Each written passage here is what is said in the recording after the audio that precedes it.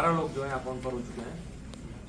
कुछ लोगों को 41 का नोटिस दिया गया है और कुछ लोग अरेस्ट हुए हैं। अभी ये लेटेस्ट ये 2 अरेस्ट हुए हैं। इनको भेज दें।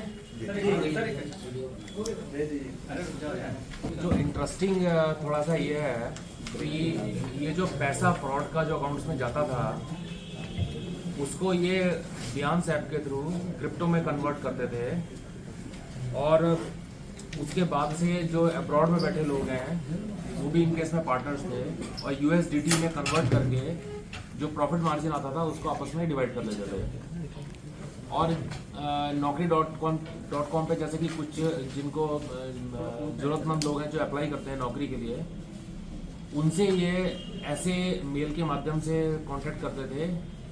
वो मेल आईडी इस तरीके से बनाई होती थी कि जो बड़ी कंपनियां हैं, फेमस कंपनीज हैं, उनसे रिलेटेड। जैसे फॉर एग्जांपल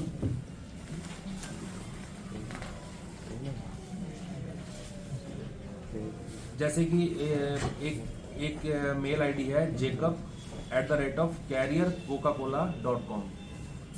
तो ये जेकब जो है ये बताएगा कि ये कोका कोला का एम्प्लॉई है, HR में कुछ है और ये लोगों को हायर कर रहा है और उस बिहाफ पे इंटरव्यू लेते थे और फिर कि आपकी नौकरी कंफर्म हो गई है, फिर फास्ट ट्रैक वीज़ा और डॉक्यूमेंट वेरिफिकेशन और प्रोसेसिंग के लिए इनसे पैसे अकाउंट्स में डलवाते रहते थे।